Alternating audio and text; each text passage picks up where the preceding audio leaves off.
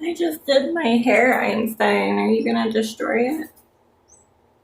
You're getting offended because I touched my own hair.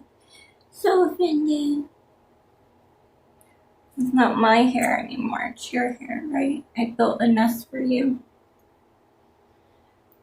Buns are no longer buns. They are bird nests. Are you in your bird nest, Einstein? Or it's like a staircase. I'm not even sure at this point what we're doing, but I'm here for it because you're in my hair. You gonna make it? Come in. You made it. All that work to get to my shoulder. All that work. Must be rough being Einstein. I'm sure like tearing off the letters off my shirt, huh? There's Lemon Drop. He wants to be petted. He forgot that he was babysitting, but he wants petted. You forgot that you was babysitting. So it happens to the best of us.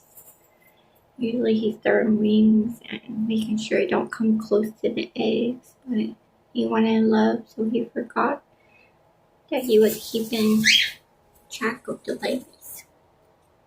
Furby probably doesn't forget. She's probably in there like, no, this isn't how it's supposed to be. What happened, Furby?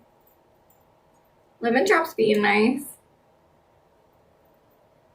She's like, yeah, that's the problem. He's supposed to be attacking you. He's not supposed to be getting love and affection. It happens. I'm trying to cuddle. Oh my gosh, I got a gremlin.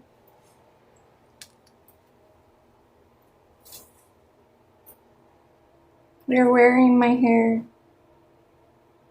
Just a little bit. You clean now? I haven't worn my hair down in a while, so now you're getting all stuck in it again. Yeah. Bye-bye, Mom.